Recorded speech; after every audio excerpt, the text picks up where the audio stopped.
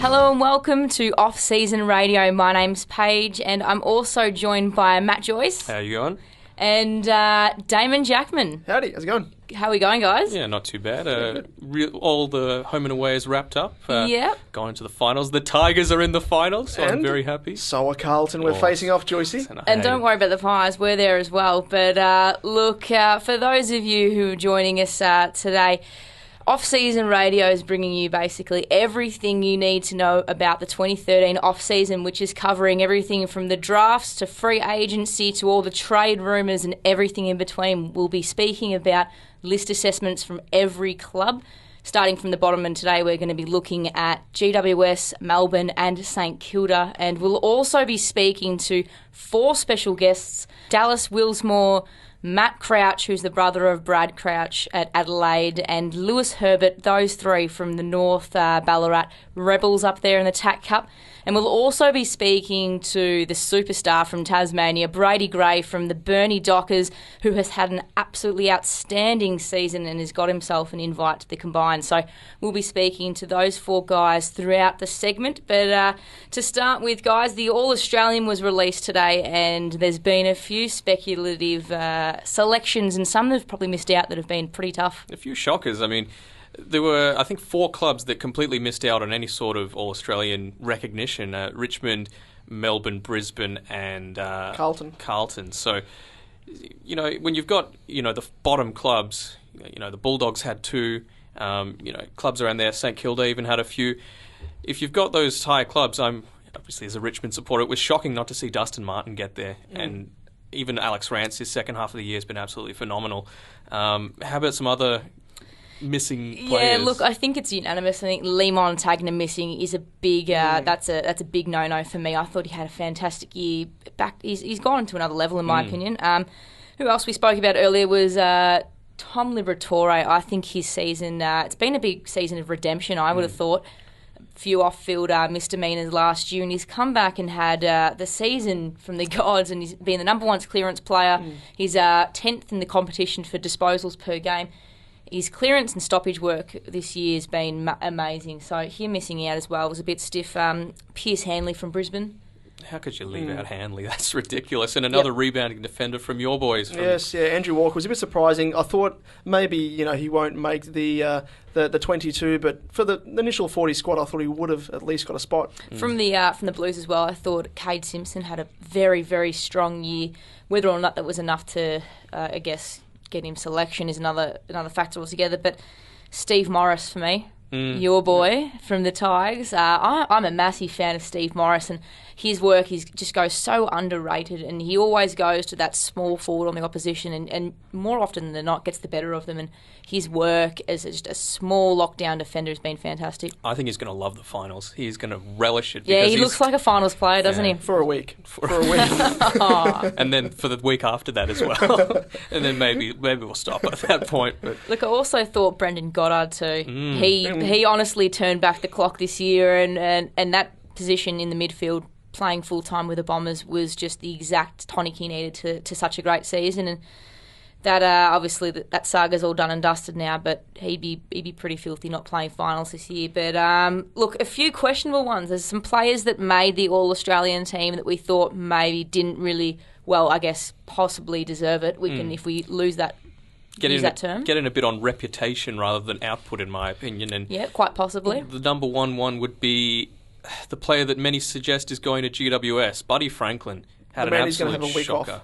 Absolute shocker of a year, in my opinion. I know he's held to a higher standard, obviously, because we know what he's capable of, but it wasn't an AA year from Buddy I don't Franklin. think he's become more of a flanker this year, in my opinion. And he's not that power forward that he used to be. But that's a bigger blunder, I think, than having Glass in the All-Australian last year and naming him captain.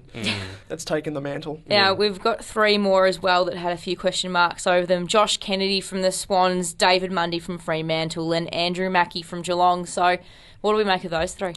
JPK's first half of the season, sure, put him in, but the second half has been absolute trash, in my opinion. It'd be like, I guess, Carlisle from the Bombers, first half of the season, lock him in, but not to be. I would have said, they've got Jack and they've got Hannonbury. Hannonbury made the initial 40, didn't he? So I thought it would be a little bit of a stretch to have Josh Kennedy there as well as their third midfielder. Obviously not, and Jared McVeigh made it as well. Yes, he did, yeah. So let's just put the whole Swans midfield in there, and then we'll be right. But Mundy as well, that was interesting. Would you reckon, though, who had a better season, Mundy or Barlow? Is Barlow missed? Barlow is consistently very good, but Mundy can be either serviceable or excellent, and that's, I think, the excellent is much more eye-catching. And if that's the case, why didn't Fife get in? Because Fife is... Did he make it? Did Fife make it? Yeah, Fife made it. My he's bad. named on the half-forward flank there. Well then, good on you, Fife. Yeah. Fremantle supporters are not happy with you. They're rabbits. I'm a bit surprised that Rioli isn't there. Oh, don't even get me He makes started. it just on reputation alone. And Mackie, I thought he had a good year, but not good enough in my opinion. Surely put in Hanley or someone like that as well. So, yeah, that's about it for the AAs in my opinion. Now, we're going to go to our first interview. We're starting with Brady Gray from the Burnie Dockers. Now, for those of you who don't know much about Brady, he tore it up for Tasmania at the National Championships, played every game, was actually, once upon a time, he played cricket,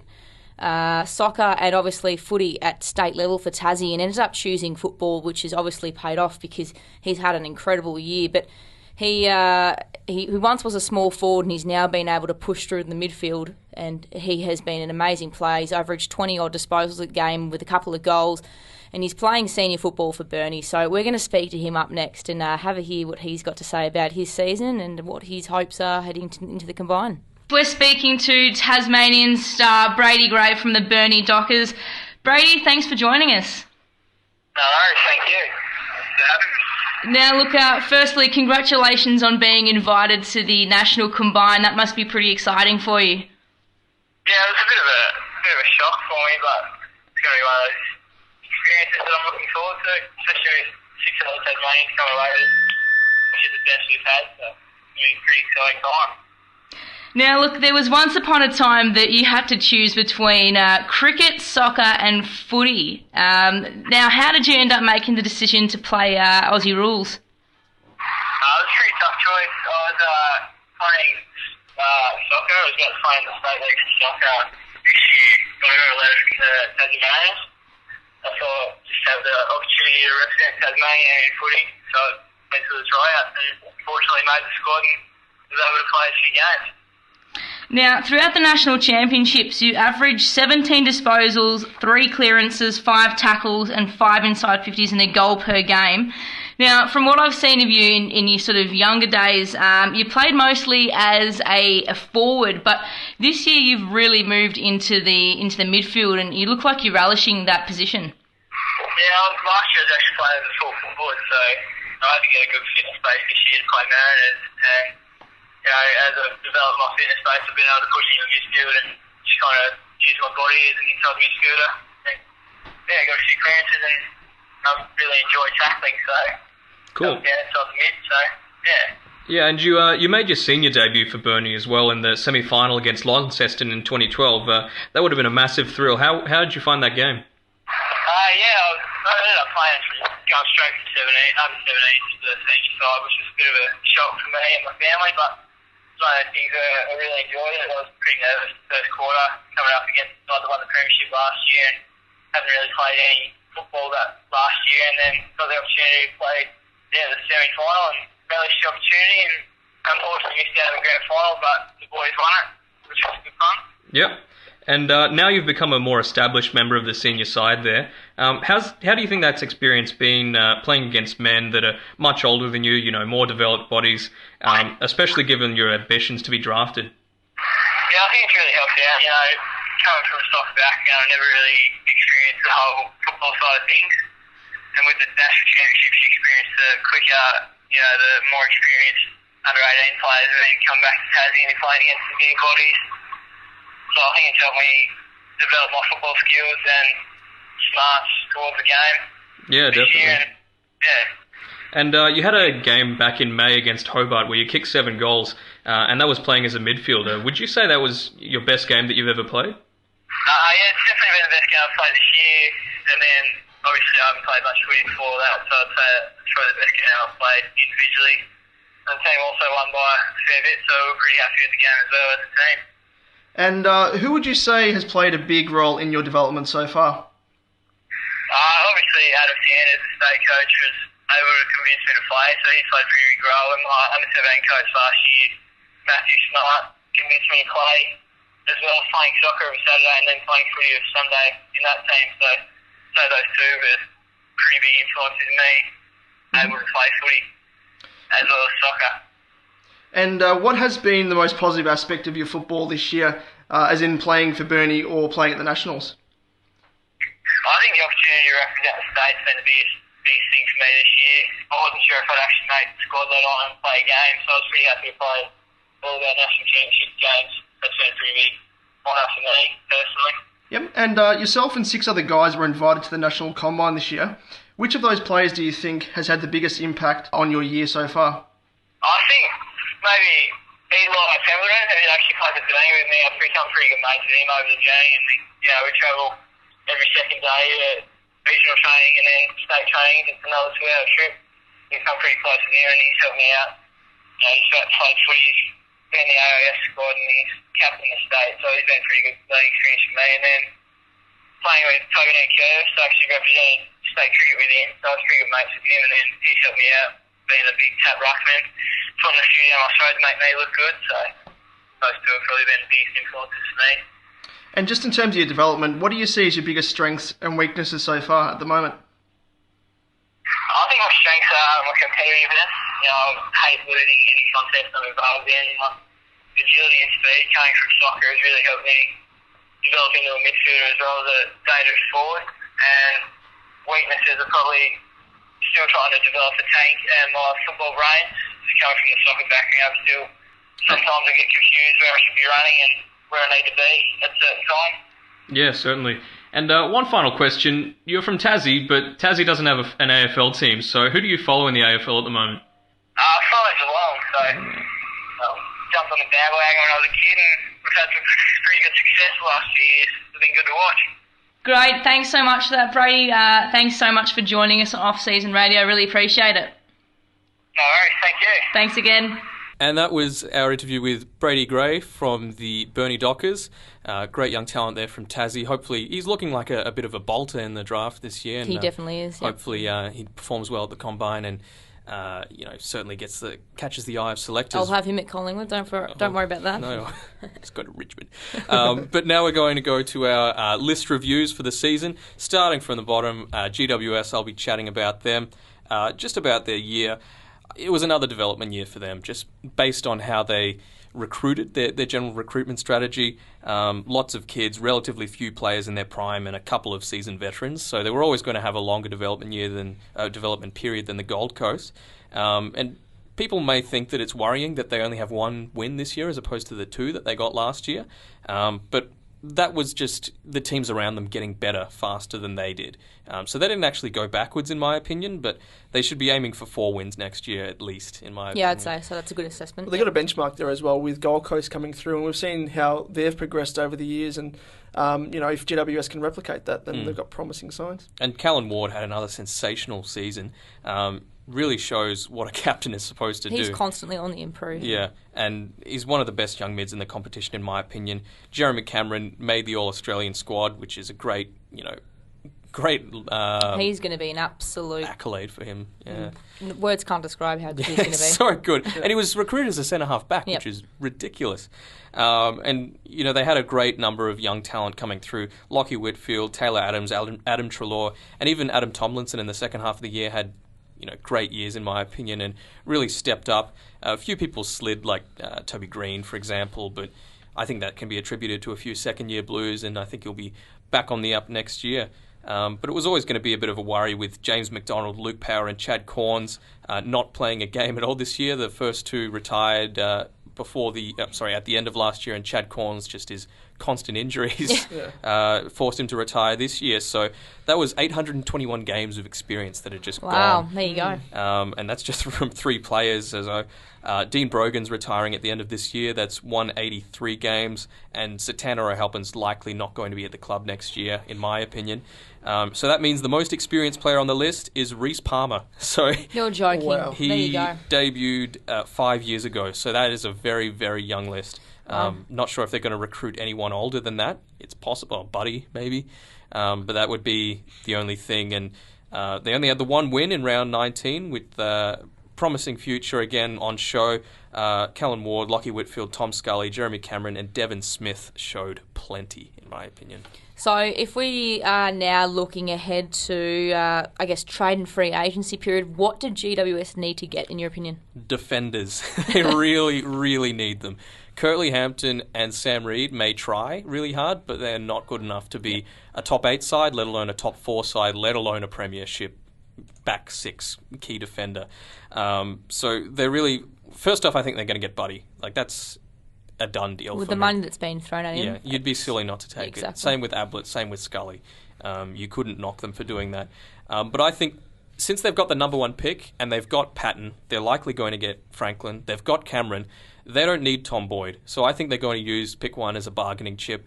And they've got, I think the top 5 talent this year is some of the best that's been in over half a decade, in my opinion. Definitely. The last 5, this has been the best top 5 that pushes out. I mean, the top 5 this year, you say top 10 this year, would be...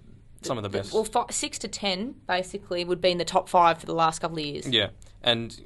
with Tom Boyd's being such a hot commodity, you've got clubs like St Kilda, you've got clubs like Brisbane and the Bulldogs, who all really need a tall forward. Even the Blues. Even the Blues. Yeah. So, I mean, you've got these clubs. St Kilda's got pick 3, Bulldogs have got, 5 or 6. So they're not going to trade out of that, really premium range. I mean, they're still going to get a very good youngster, even if they downgrade pick 1 to pick 3 or 5 or whatever. So...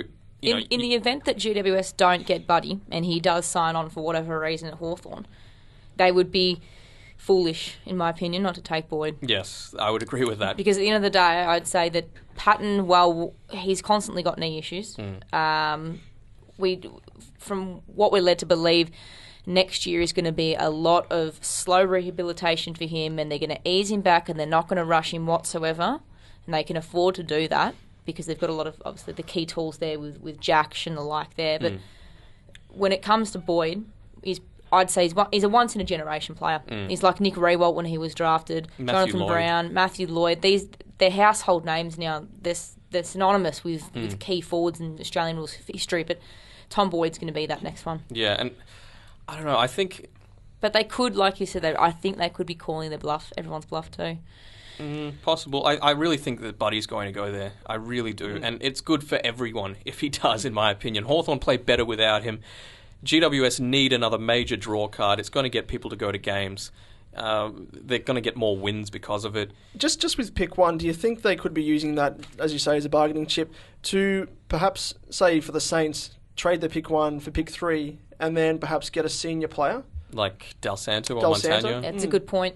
Yeah, very, very possible. But I think it's more likely going to be like a mid, entering their prime. So from Brisbane, for example, Jack Redden would be the one that I would go for there, excuse me. But again, defenders are the big thing that they need. Richmond, for example, have a surplus of them with Batchelor, Griffiths, Asprey, even Matt D, have all shown that they are capable at AFL level, but they're being kept out by... Grimes, yeah. And even, Hooley's doing a good job. Pettit has been a revelation this year. He has, yep. He cannot kick, but he's good at everything else. So, I mean, that's the sort of player that GWS needs, in my opinion, as well as the Saints, actually. The Saints really need defenders. But, yeah, I think it's really going to be the early stages of the draft that are going to be targeted by GWS. It's not that deep, in my opinion. I think it's mid-30s that it sort of cuts off. It probably pushes out to about 40, and from then on, we're probably looking at more development players that have still got parts of the game that are still quite raw. Yeah, and you've still got other uncontracted players like Tate Pears, Luke Delaney, even Laidler from Carlton. He'd be very handy, actually, the GWS. Very, very handy, and he would be probably the most senior player on the list if he did go over there. And obviously they've got to cut their list size as well, so they can't be taking on like 2-for-1 deals, for example. So yeah, exactly. So if that's the case, if they've got to start cutting their list, so if you were going to go, that's basically set in stone. But if they're going to go into this trade period, or they're going to at least offer up some, obviously try to lure something to the club, what can they afford to give up? What have they got at the moment that you think that they can possibly use as a bargaining chip? I mean, I know, look, for example, Christian Jack is a big rumour to come home to Victoria. He's a gun at the Oakley Chargers and here in Melbourne. But I just think that due to the fact that he's contracted, I think they have a lot more leverage. So he's got one more year on it. So maybe he will stay out the 1 year. I know he got a game against Richmond late in the year, got a goal with his first kick, which would have been nice, and he seemed pretty happy. But I think the one big one that's coming home is Taylor Adams. Definitely, yep. And they've got picks. That's their currency. So they are going to get more mature players, in my opinion. And Adams as well leaving, likely back to a Victorian club, with Melbourne, Richmond and Essendon, in my opinion, being possible destinations. But I know people say I'm biased towards Richmond, but I do think that they've got exactly what GWS needs in terms of a possible trade for Adams. I mean, you've got, in my opinion, the scenario would be Adams and GWS's third-round pick for Richmond's first-rounder and Jake Batchelor. Because Batchelor is sort of that 190-centimetre player, so he can play tall and small. He's shown that he could take Hurley, but he can also take Garlett, for example. So he's your Mackie, your Enright, that sort of player that GWS needs. He's a very good kick.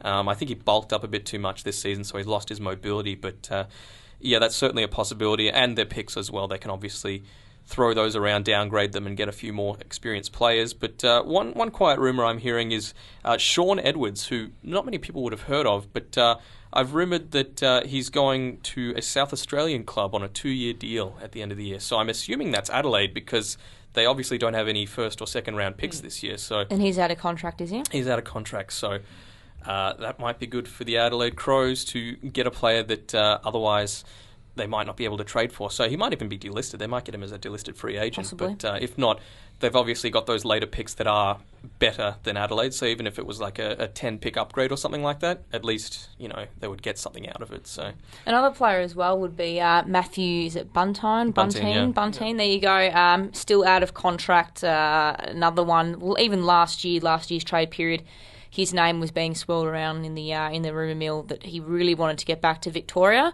and being out of contract, rumours I would say saying that he's very, very, very much looking forward to returning back to Victoria. And given he's a top 5 pick a couple of years ago, I think every club would be looking at him. And I think if they get these players, I think they're going to be very trade heavy, like I said, and I think they will trade pick 1, so I think they'll still have a pick from 5 to, let's say, 10. They'll downgrade it, so I think they could get Jack Billings, in my opinion, get a bit more firepower into the forward line, which would be good to see. Also, with their later picks, they've still got a pick around 20. What is their second rounder? So they could get Darcy Horrigan, for example, Cameron McCarthy, even Darcy Gardner. If they slide a bit, especially Gardner, he's the best key defender in the draft. But I don't see them using their picks in the later rounds, so they obviously can, use those. Just basically front load. Yeah. Yep. So that's about it for GWS. I'm hoping for 4 wins next year from them, because I really do like them. I tipped them a few times this year, to my detriment. So go GWS. But now we're going to go to a quick interview that we had with one of 3 Northern Knights boys North Ballarat boys that we interviewed. Lewis Herbert. Lewis Herbert, yeah. So it was a joy to interview him, and here he is. Up next, we're speaking to North Ballarat top-age player Lewis Herbert, who's been considered to be one of the best utility types available in this year's draft crop. Louis, thanks for speaking to us, mate. No worries. Look, you were unfortunately overlooked in last year's draft and finishing 3rd overall in the goal kicking last year in the TAC Cup. How did you take that initial rejection? Well, it was disappointing straight after it, but after a couple of weeks I was fine. I had my head held high and and I'm ready to start training again. So, because Pardo did tell me that I was going to come back as a 19-year-old, so I thought another opportunity, second chance, so yeah. Yeah, well, as you said, you were invited back to play as one of the 19-year-olds, and you've played 13 games in the TAC season this year, and you've played 4 games for Vic Country. How would you compare your season this year to last year? I felt like I have improved in a lot of areas that I did felt like I was lacking from last year. I felt like overall I have improved a fair bit. I've covered the areas from last year, such as like contested ball, which I was struggling with, and things like that. It's definitely my defensive game going back to a halfback flank, where I was playing most of the year in the forward line last year, so it's been good. Yeah, you mentioned playing a bit more on the forward line, but this year you've really become one of the best utility players in the under 18, under 19 comp. How have you found really playing on a wing in the midfield and down back, and basically just being a great utility all around the field? Yep, no, it's been really good. Felt like I've developed into a midfielder in a halfback. So, like I said before, one of the issues that I was struggling with last year was my contested ball. So I worked on that in the pre-season and during the season. So I felt like I've gotten a lot better at it. So yeah, and you played as a forward before, but really, what position's your favourite? Because you've become a really good goal-kicking midfielder this year. Yeah, I have really enjoyed playing in the midfield, just getting a bit of the ball, really. But I still prefer the back flank. I feel like that's my position, just rebounding out of the back line, and using my pace and my versatility.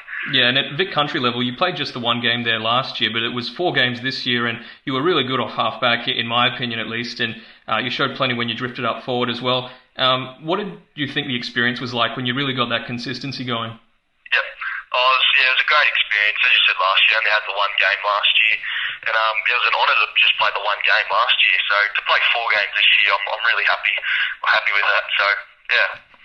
Now your biggest asset, as we said before, is you're an elite kick and you're a brilliant mark and you've got some serious speed. But what do you think you need to work on between now and the combine later in the year? Yep.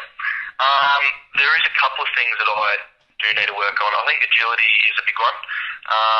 My agility, I've done the agility test in the pre-season and just in the past, and it hasn't been the best.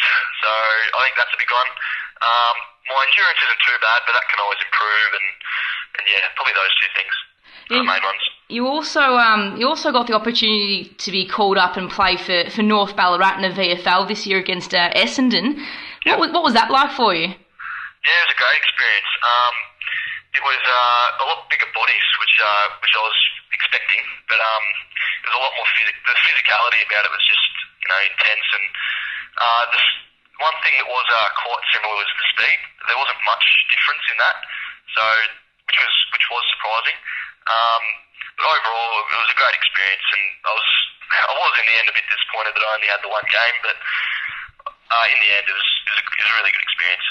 And who would you say had the biggest influence on your career to date? Would that be someone from this year or someone from previous years? Well, both. I reckon David Loader is probably the biggest one. He's coached me since under 16 development side for the Rebels right up till now, so he's coached me the last 4 years. I reckon he's probably the biggest, yeah. And if you had to compare yourself to a current AFL player, who do you think it would be? Good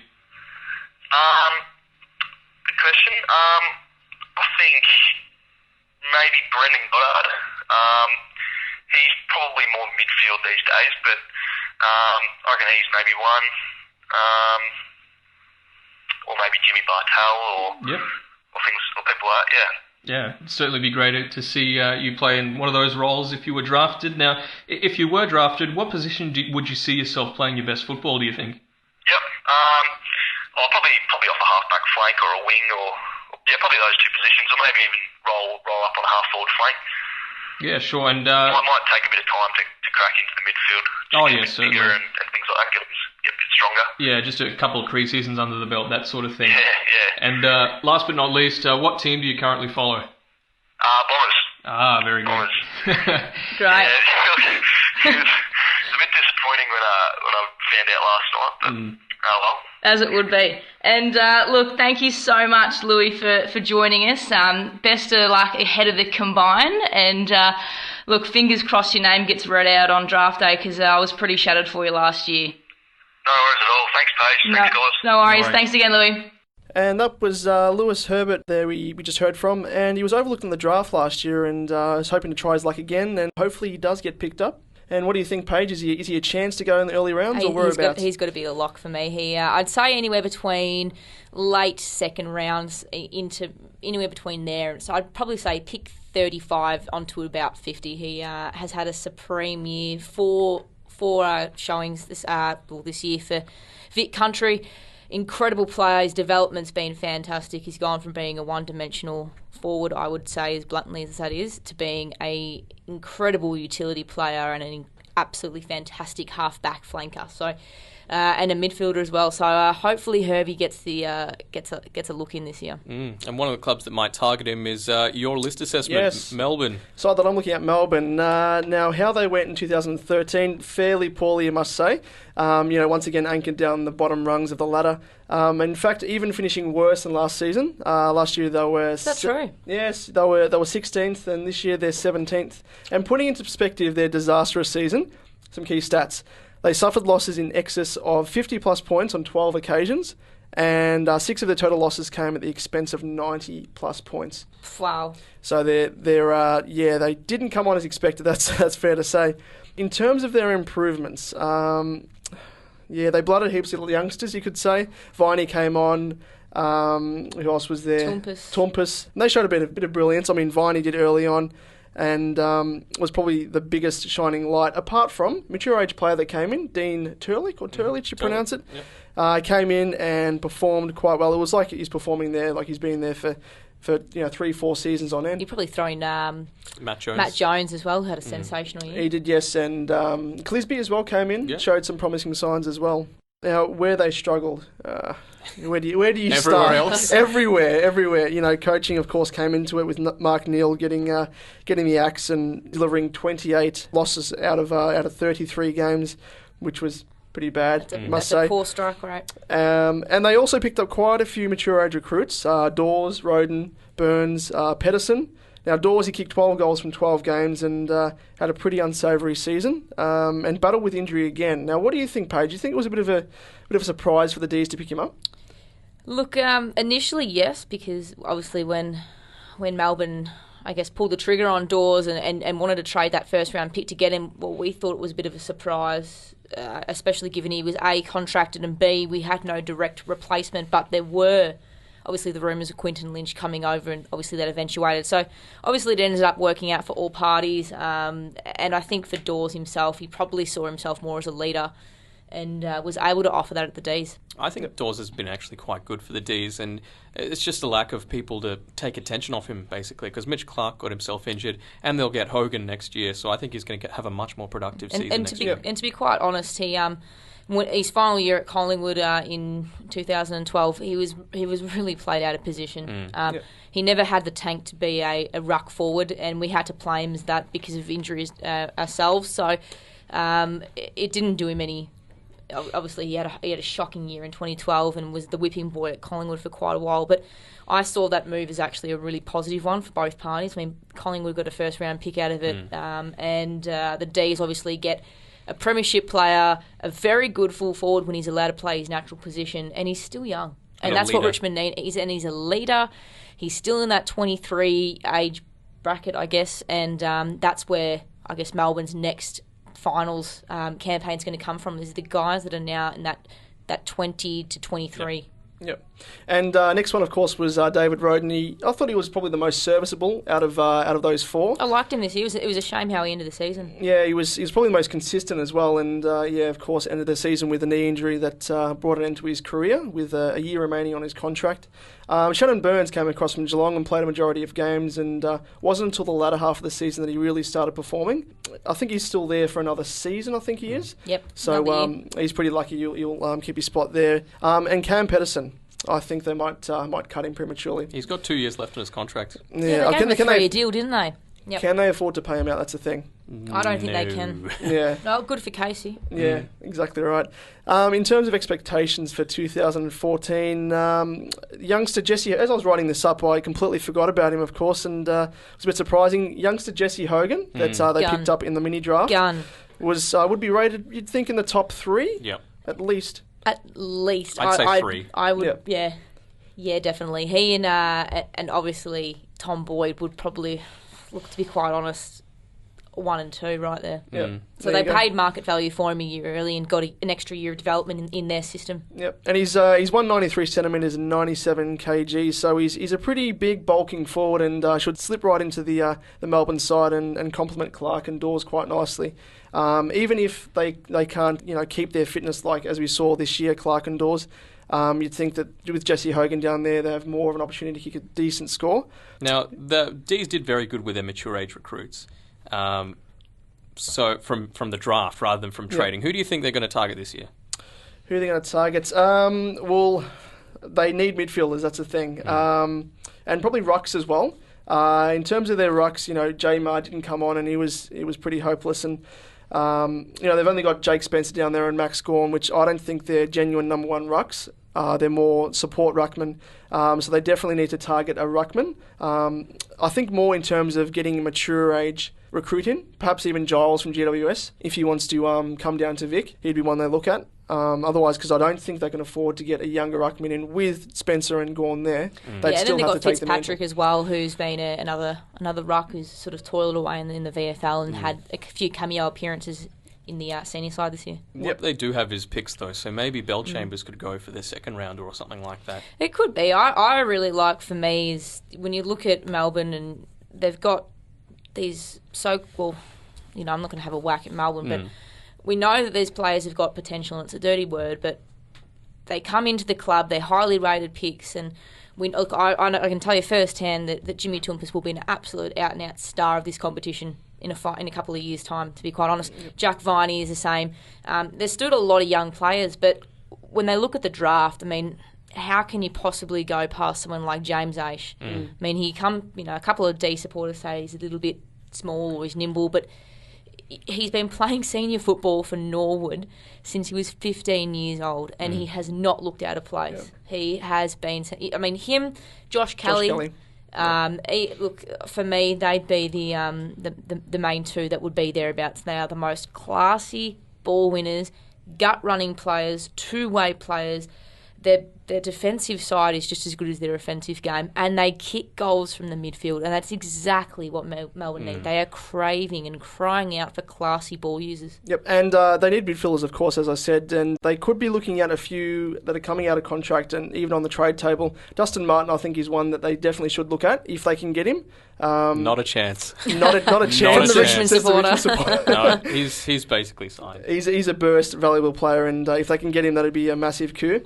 Del Santo, I think, is another one they should look at. Mature age, senior player. He's been there years on end, and something they definitely need is experience. And even Dale Thomas, I think, even though he's been linked to Carlton, he'd be one that they look at to play in the middle or on the wing there.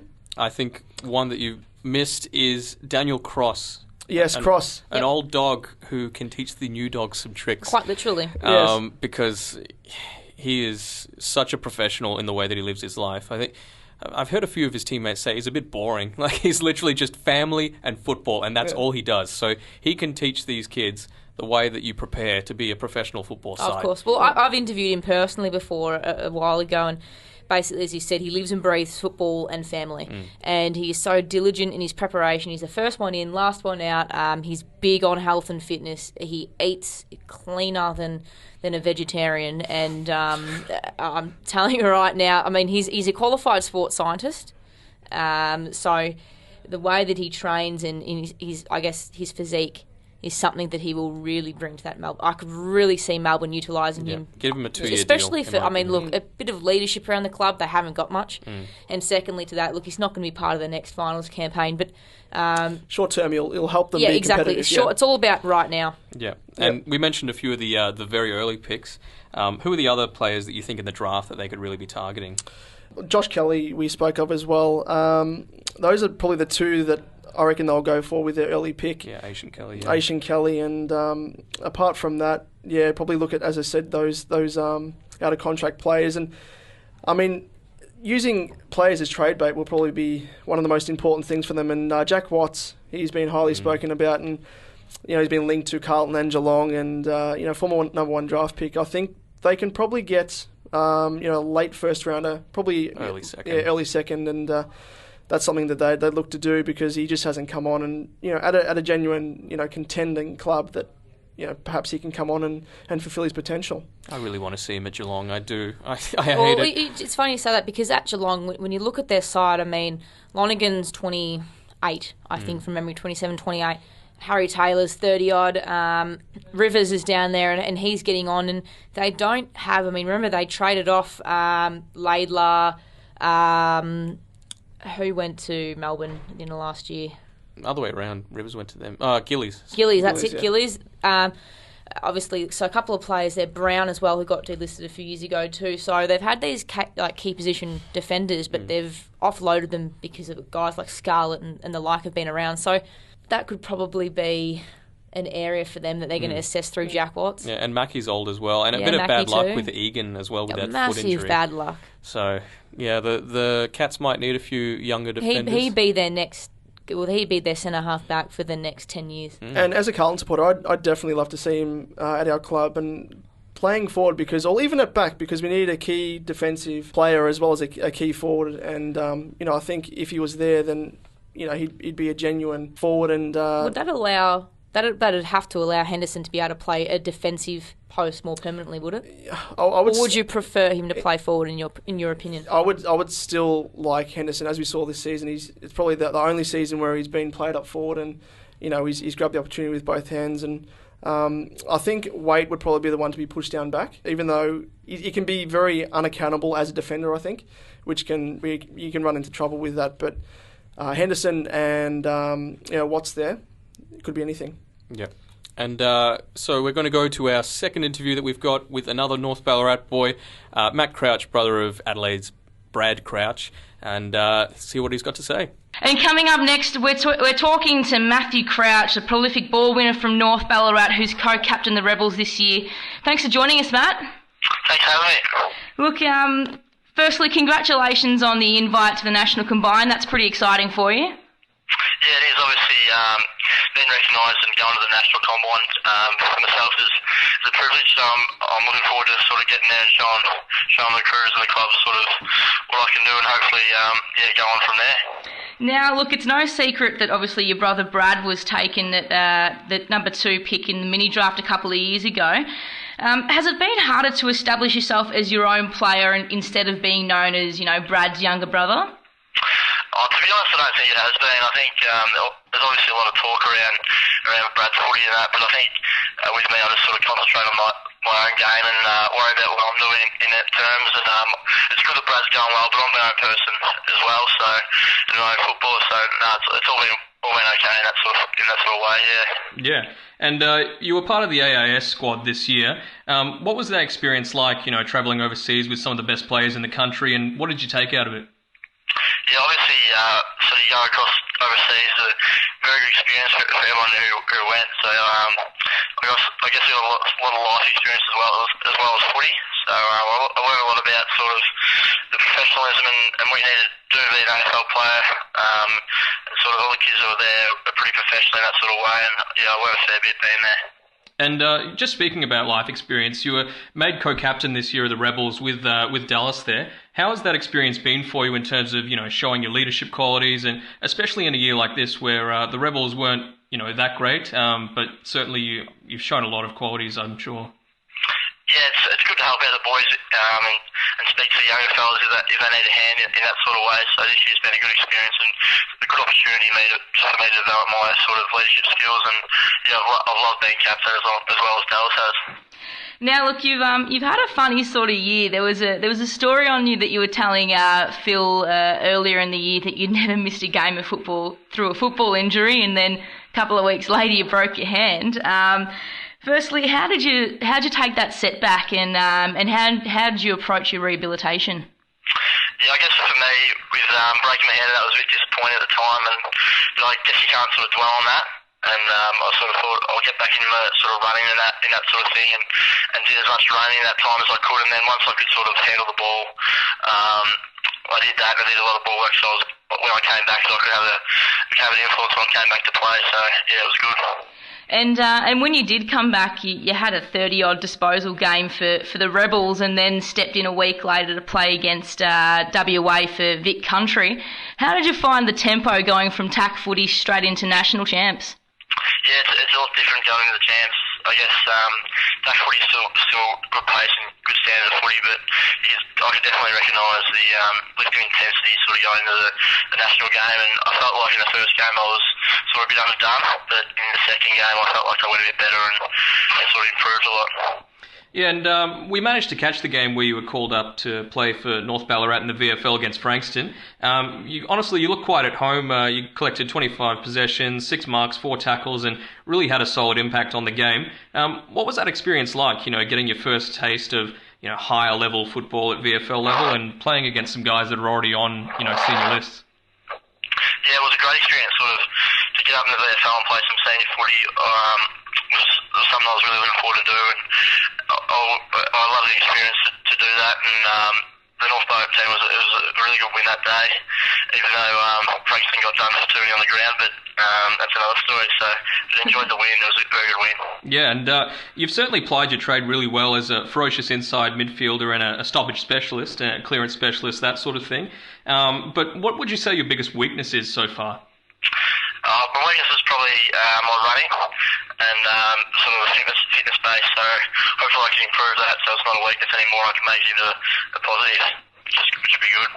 Now, who's been your biggest influence in your career so far? I'd have to say probably David Loader, the coach of the Rebels. He's very good. He understands my game well. I have a really good relationship with him. He gives me sort of honest feedback, which is what you need, I think, going forward. So yeah, me and Deke's get on well, and I've loved Deke's help over the years. And if you had to compare yourself to a current AFL player, who would you say that your game style is sort of like? Yeah, good question. I'd probably say that Sam Mitchell or Jordan Lewis, sort of both inside midfielders, and got pretty good hands in close. So yeah, probably them two. They're pretty good players though. And just finally, Matt, which team do you follow? And don't say Adelaide. Yeah, not Adelaide. I'm still a Kangaroos man. So. There we go. We didn't know that. Yeah, Kangaroos. So Brad was a Kangaroos supporter before we went to Adelaide too, so we've always been the Roos. Well, there you go. Hopefully, for your sake, you get a win this weekend and get yourself into the finals. But look, thanks very much for joining us on Offseason Radio. We really appreciate you taking the time to speak to us, Matt, and good luck for the combine and the draft in November. Thanks a lot for that. Appreciate it. And that was Matt Crouch from the North Ballarat Rebels, and he has been a prolific player this year. He was unfortunately he had that injury earlier on in the season, but he's back now and he's been fantastic, and we'll look forward to seeing more of him at the combine. But to move straight into the next segment, we're looking at next St Kilda, and well, good way to finish the year. Yeah, fantastic way to finish the year, but. Look, for them in 2013, obviously it was a season of up and downs for the Saints, and they've lost almost 700 games experience with Kaczynski, Blake and Milne all retiring, and then you throw in 28, 30 games from Ahmed Saad for obvious reasons. So that's a big chunk they're going to lose this year. And next year again, they got guys like, let's say Dal Santo for the moment's days. I mean, if you look to next year again, Lenny Hayes, Nick Dal Santo and Schneider, that's 600 games or above. And you've still got Riewoldt and Montagna that aren't going to be around forever. Exactly. So they're getting on the Saints, but nonetheless they blooded a whopping 9 players this year. That is more than any other club in 2013. So look, for starters, that's great for the future of the St Kilda Football Club, but it really underlined the experience the Saints side had, which really reflected in their scores this year. They had some pretty bad losses, and they really suffered continuity through their side because of the inexperience, and the lineup was changing constantly week to week, so they couldn't get really any consistency through their football. But look, on a positive note, they you've got guys like Jack Stephen, who's had an amazing year. This guy is a gun. I cannot rave more about this guy. He's a lock for my SuperCoach team next year anyway. But I love Jack Steven, and I can understand now why Saints fans have always told me that they rate him so highly. But look, apart from him, the more positives to come out of St Kilda this year. Tommy Curran, the king they call him. He has been fantastic. His 7 games, finally getting a look in after 3 years on the rookie list. Jaron Geary, who's about to chalk up 100 games next year, he really came on strong this year. Seb Ross, who's obviously the cousin of Jobe Watson, so we know that the pedigree there is pretty strong, and he had a good year. And David Armitage as well. So they've got some really strong players coming through. You're forgetting one particular person, our favourite, and mascot. Joshy Saunders. We love him. How could we miss Josh Saunders? We love that bloke. He's valuable as a mascot. But look, to add even more light onto the St Kilda year, although it may have seemed like a pretty dim one, you really can't look past Lee Montagna, who surely takes out their best and fairest this year. He went up another gear, if that's even possible, and ditto that Nick Rewalt, who returned to vintage form. Ben McAvoy was absolute rock in the ruck structure this year. And obviously they did lose Cripps and Goddard at the end of last year for different reasons, but the season wasn't all that bad, really. I see a lot of Saints fans putting up McAvoy as a trade option. Why? Why would you ever do that? I know they've got Hickey now, but that was just because they had horrible ruck depth before that. No. He's a... And honestly, in my opinion, I think he's a future captain. I honestly see him as that sort of player. He's so well drilled. He's so disciplined. He's a lovable and likeable guy. And you can just see he's got that charisma that draws people to him. The boys there just absolutely love him. And I couldn't understand why any St Kilda player would want to see him drafted. He's one of the best rucks in the comp. And he's only 23, 24 as well. He hasn't even played 100 games yet either. So that really tells you about how good he's going to be soon. But look... The improvements, they've got to obviously start looking a little bit more competitive. I know they had some really strong games this year where they showed that and what they're capable of, but the biggest improvement from them is the midfield's really starting to show something, especially, again, as I mentioned, Jack Steven, absolute magnificent season, career best from him. But where they really struggled is another issue altogether. They struggled all over the park, especially injuries. I mean, look at the defence line. They had Dempster, Gwilt, Fisher, Stanley had to play in defence, which really wasn't to the liking of Saints fans. But when you got guys like Dempster, Gwilt and Fisher all suffering injuries, sometimes all at the same time, more often they were scattered throughout the season. So it really means that the back line was pretty leaky, and that showed. They were one of the most heavily scored against sides this year. So obviously... big chunk of the year was mauled by inexperience. So with inexperience comes obviously a lot of issues in the side. And again, as we said, continuity was the biggest factor there. But look, as for expectations in 2014, it'll just be another year of development for St Kilda. They know right now that they're now rebuilding. They're in that phase. The list is in serious transition with so many players yet to reach 50 games, and those players include Stanley, Webster, Sipos, Simpkin, Wright, Curran, Trent Dennis-Lane, Donnell, Lee, Malera, Murdoch, Nunes, Ross, Saunders. You could go on forever. There are so many Saints players with so much talent that are yet to play 50 games. So when you look at those names, they will become best 22 players. They had 4 wins this year, St Kilda. They did. Do you think if they get around that mark again, Scott Waters is in trouble? Or do you think people will realise it is a development year? When you look at that, Scott Waters is a very good coach. He's a very underrated coach. But you'd have to be... Look, blind Freddie knows that looking at this side, they've lost 700 games experience this year. They're going to lose another 700 next year with more retiring. You have to... These changes are coming, and they know that, and they're prepared for that. And I think the board really backs Waters. And as you just said, with the club having so many younger players coming through and a lack of experience, is that something you think they would target in the trade period? Oh, they would have to. The key areas for them is defence. It's all about defence. Sam Fisher, I mean, he's been a club stalwart for so long. His body just doesn't seem up to it anymore, and now they've got to, again, it is everything for them now is looking to the future, looking for their next finals campaign, which is some time off now. But obviously the glaring deficiency for them is their back line, and they need another couple classy midfielders from the draft. Anyone in particular? Well, look, for players that they'd probably like to trade for, obviously they were pretty...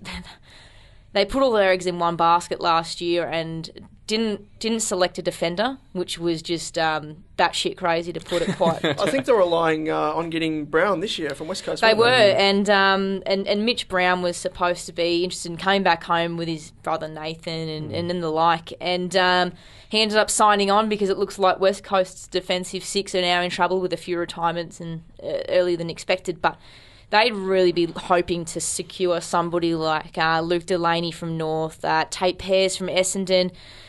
Huge rumours surrounding Dustin Martin, upwards of $650,000 per year on a 4-year deal. Nope. Look, it is crazy money. I'm not quite sure. No offence, Saints fans. I'm not sure why Dustin Martin would want to leave Richmond in the state that they're in at the moment.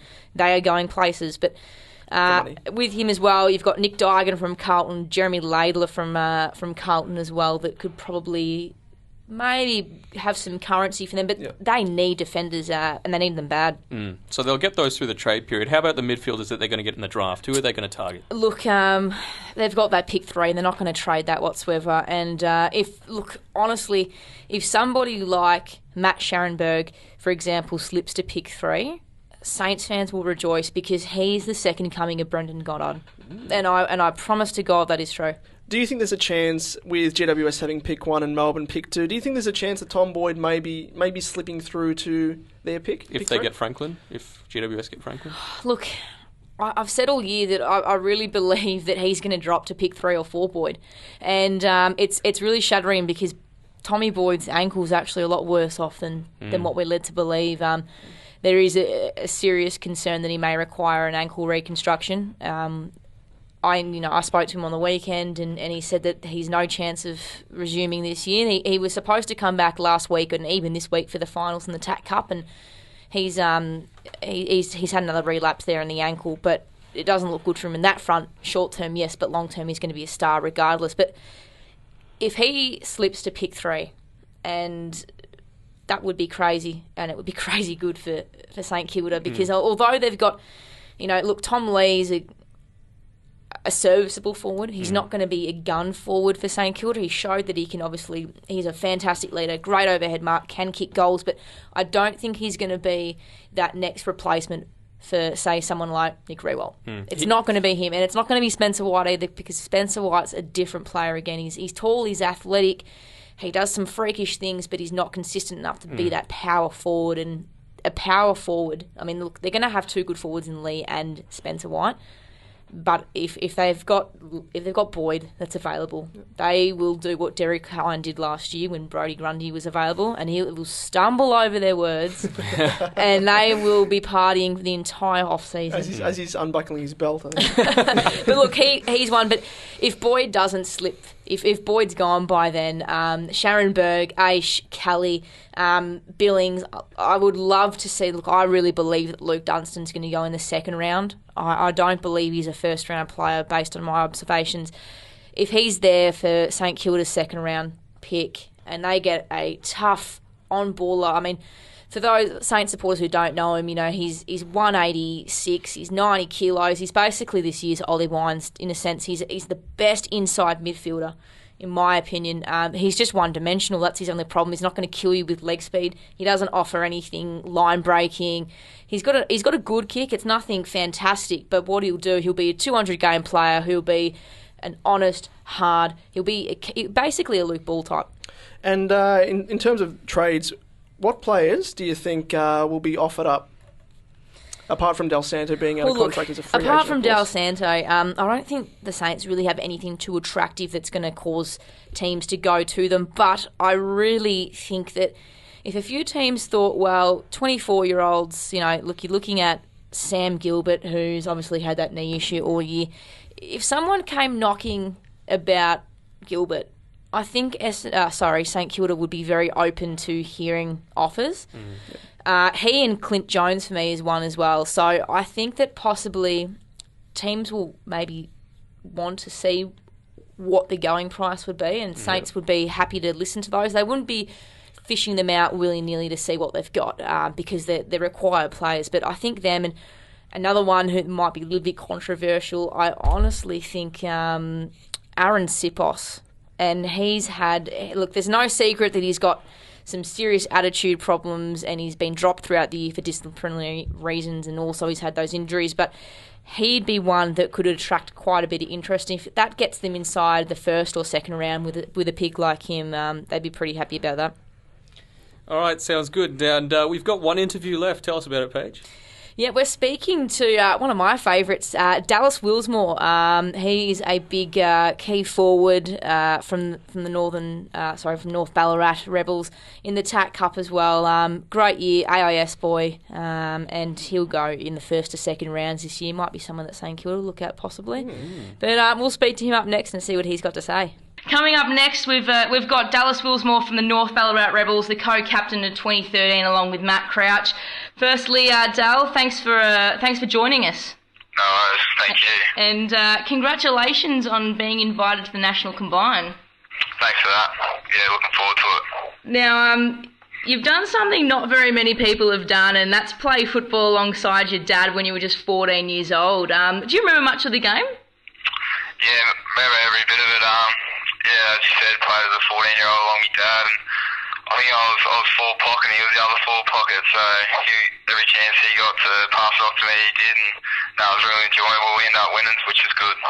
Yeah, and you were only, as you said, 14 at the time, and it was your first senior game, and while your dad was chalking up his 348th game, so that would have been a pretty memorable occasion. Yeah, I was proud of him.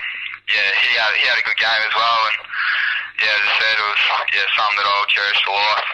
Now, you were living 4.5 hours away from St Pat's, and that's when you moved there to board.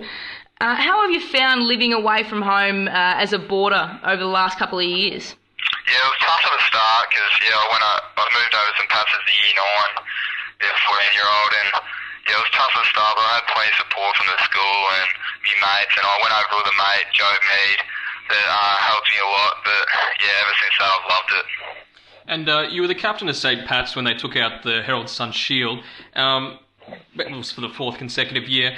Playing on the MCG would have been such a great experience, as well as captaining the side, but as captain, how did you really conduct yourself any differently in the lead up to the game?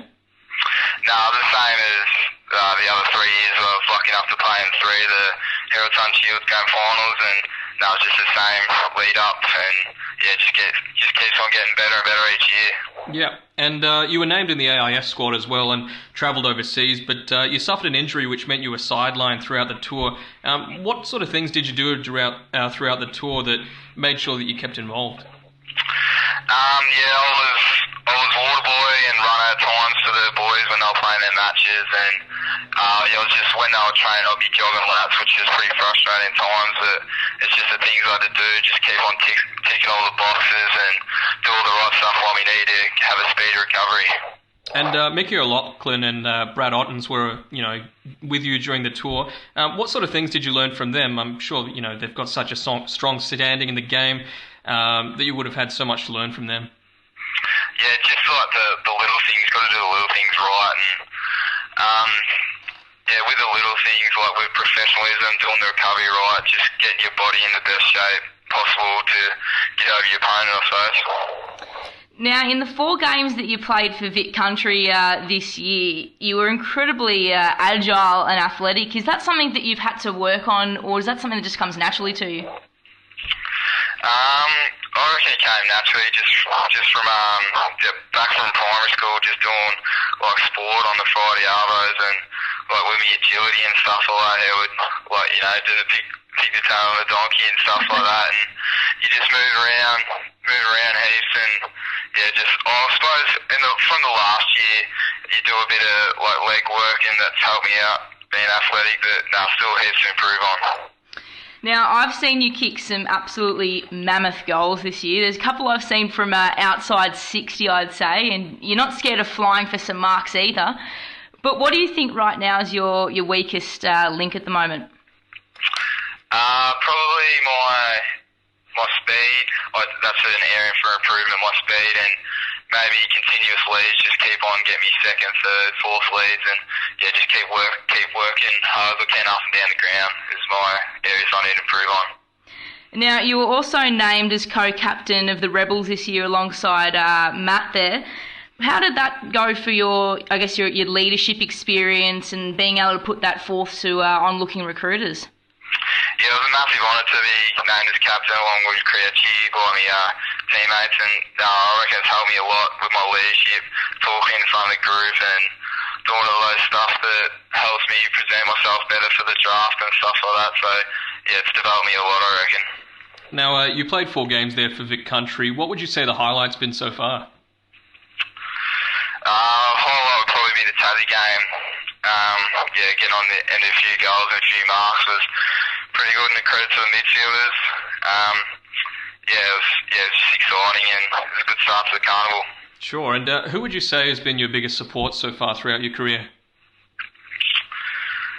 Biggest supports, probably Matty Crouch, be co-captain, just helping each other out here and there, and just doing everything we can to help each other out and supporting each other, telling stuff that we need to improve on, and it's been really beneficial having him as a captain with me.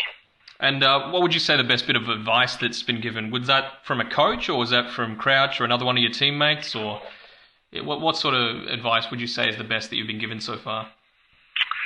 I'd probably say my coach, David Loader, just to believe in yourself and just keep on working as hard as possible. And don't stop running, and try and work my opponent over with my endurance and try and get to as many contests as possible. Now, look, you've definitely got a bit of a rock star name going on there. Now, obviously, with the first name Dallas, surely you follow Dallas in any of the American sports? I don't know how I got Dallas, but I followed Dallas in the NBA and got their jersey, but I don't know where I got it from.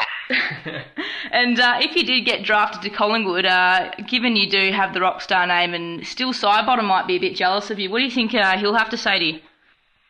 I wouldn't know. I was lucky enough to go there, but not sure. And look, lastly, Dal, what team do you support at the moment?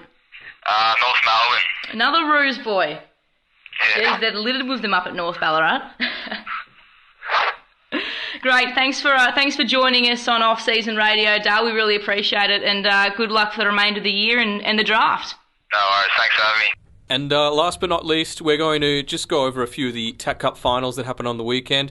First up, the second qualifying final between the Eastern Rangers and the Dandenong Stingrays. Just tell us a bit about that, Paige. I originally tipped the Rangers for this one. I thought their class across their best 22 was going to be a bit too much for the Stingrays, but funnily enough, the Stingrays led from start to finish and ran out 14-5-89 to 8-8-56, and were a bit of the surprise packet for me for the day.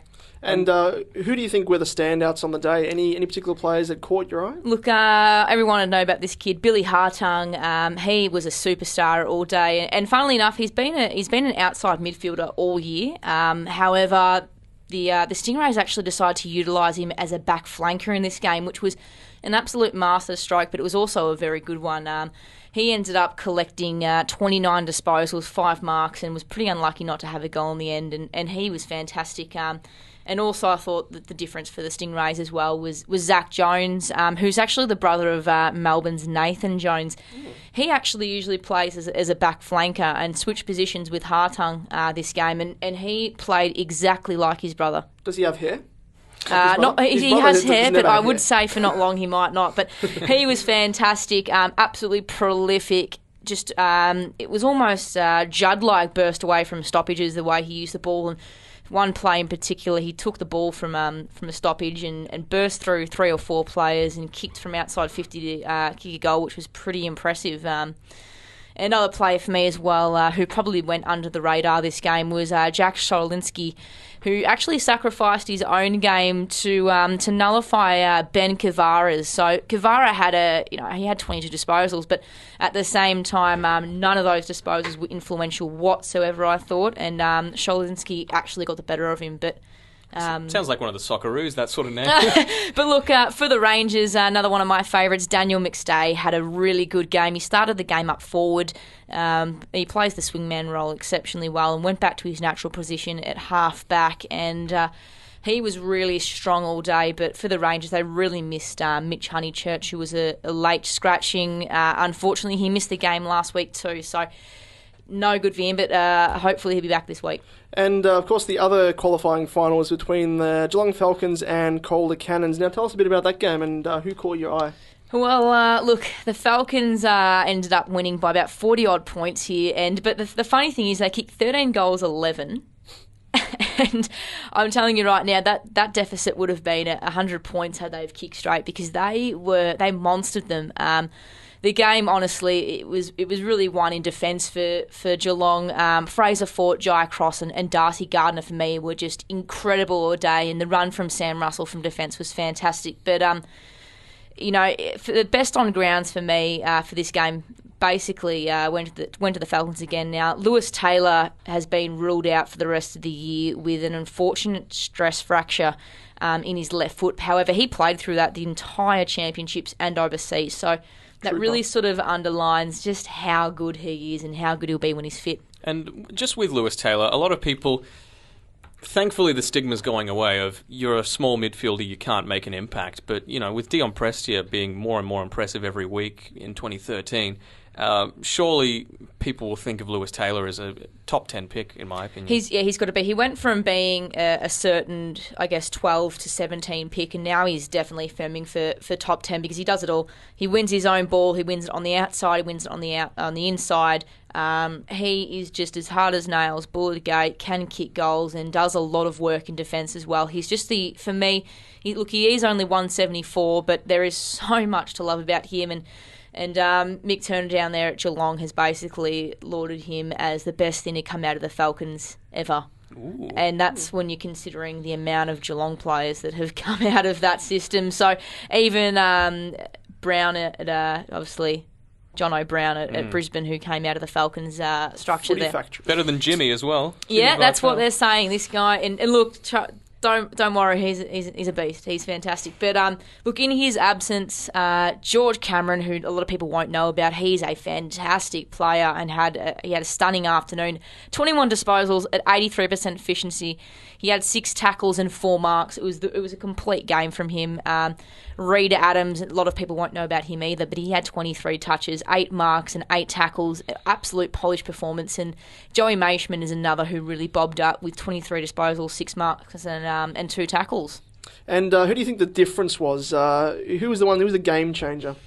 Look, when you look at the forward line of the Geelong Falcons, quite simply, you've got Hugh Goddard, Paddy McCartan. Those two are actually underage players who will be available in next year's draft. They are freaks. But any relation, Hugh? Yeah, Hugh Goddard is he's the cousin of Brendan Goddard, and he's probably, you're looking at number 1 pick there again. Ooh. So it really does run in the family. He is a gun forward. He does it all. He can play in defence as well, which is the other string to his bow. But he's an athletic type, whereas Paddy McCartan's quite your big, bustling power forward. Get out of my way. Look, Goddard actually had 3 goals, 12 disposals and 5 marks, but I thought Patrick McCartan had a better game.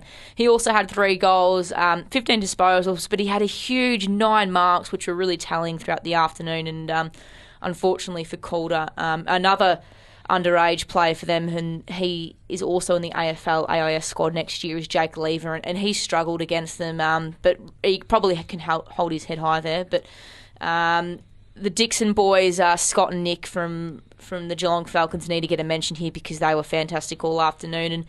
And look, for the positives for the Cannons, again, Jake Lever for them was a standout, despite obviously the man mountains in McCartan and Goddard. But Errol McConnell, he looks like a spitting image of Luke Dalhouse. He's got the dreads. He's got that bullish, annoying rat face. Yes, but he's just incredibly quick. He's just an elite tackler. I think he's a real smoky to be taken up as a rookie pick. And he's the number 44 as well. He just plays like one of those little rat-bagged 44s.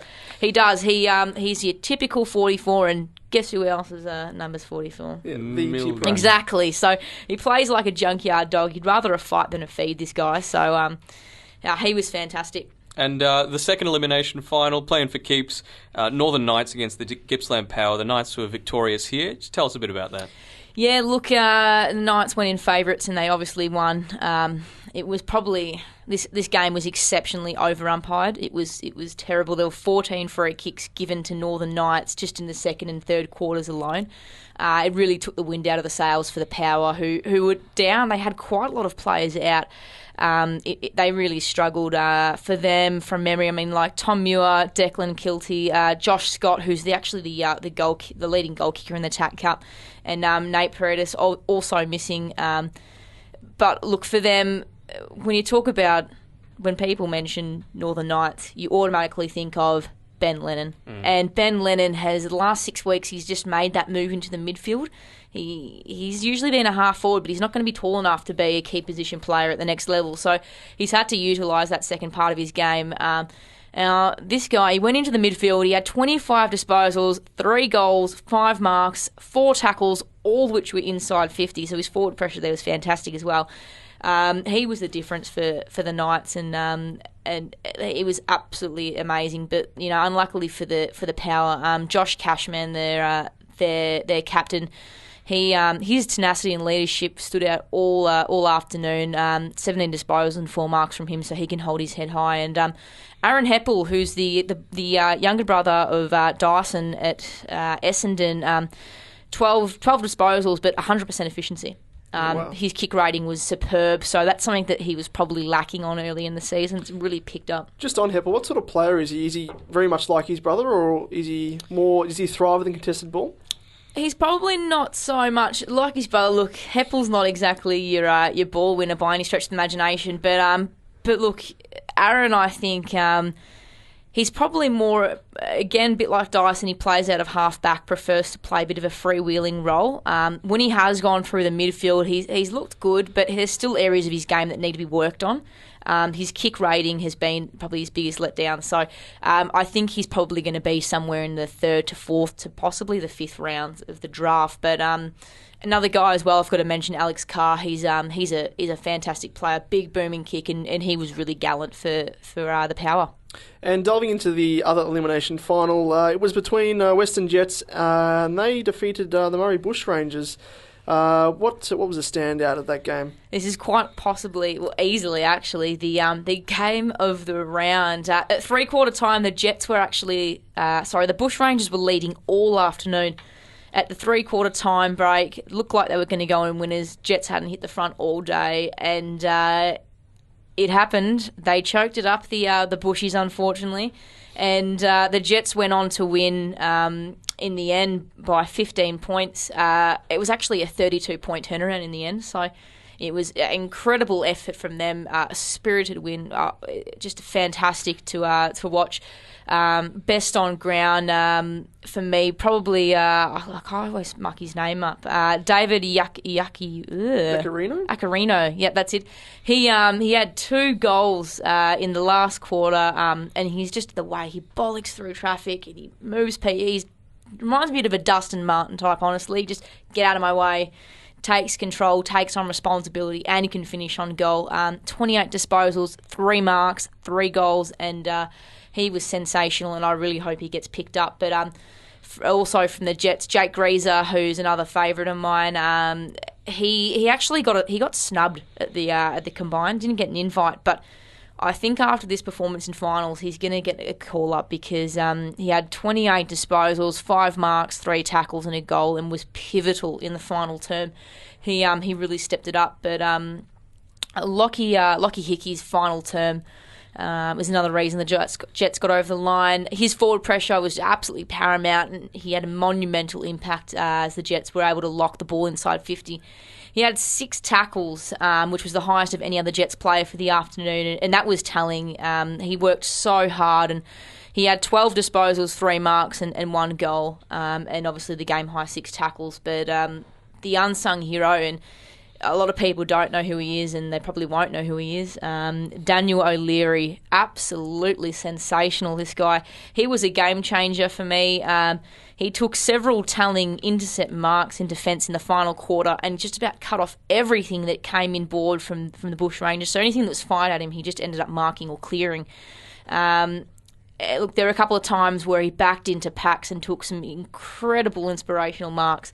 He ignited the Jets going into attack as well. He had a game-high 27 disposals, 7 intercept marks, 2 tackles, but for me, the 8 rebound 50s when he took the game on, and there was a couple of times where it looked like he was going to get caught.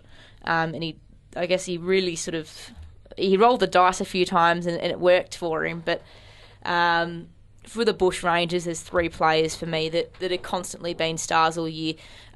Michael Gibbons, who's actually zoned to GWS. He's on the wrong side of the Murray, which means that he's a New South Wales player that the Giants get access to. He had an amazing game. He's been amazing all year. He's actually the captain of the Bush Rangers. But Nick Holman, who a lot of people will be familiar with, 22 disposals, 11 handballs, 3 marks, and 9 tackles, the most of any player on the field. He's a tackle machine, that guy. And Jarman Impey, I can't rave enough about this guy. I absolutely love him. He plays anywhere and he plays it well. Whether he's a running backman, a midfielder, a small forward, he does it all. Look, he had 16 disposals and 4 marks, but it was the quality of his disposal. I mean, if you think of a Cyril Rioli, he doesn't need a lot of the ball to have an impact on the game. This is what Jarman Impey does. Oh. Well, it's a very interesting wrap-up. It'll be very interesting to see the second week of the finals. We'll have 4 games again next week, so it'll be very interesting. Which ones are you going to be covering there, Paige? Oh, look, I'll be there on Sunday. So we've got, hang on, who have we got? I've got to think now. So the Eastern Rangers will actually be taking on the Northern Knights, which will be very, I'm looking forward to that one personally. And the Calder Cannons are going to have to front up to the Western Jets. So I'll be calling those games on TAC Cup Radio. So you can tune in there via the TAC Cup website or via the free iPhone app. Red Time Sports. Oh, so very interesting. Be sure to tune into that, guys. But that's about all for this week. We'll be sure to be back next week, same time. We're going to be covering the Bulldogs, the Gold Coast, and the Eagles next week with our list reviews, as well as any TAC Cup happenings, as well as a few more interviews. Yeah, we got a few more interviews, and we'll have a special guest this week who unfortunately had to cancel on us this evening. That's no worries, though. We'll talk to him next week. But for now, quick finals wrap up. Go Tigers. Go Blues. Well, go the Pies. All right. See ya. Catch you guys.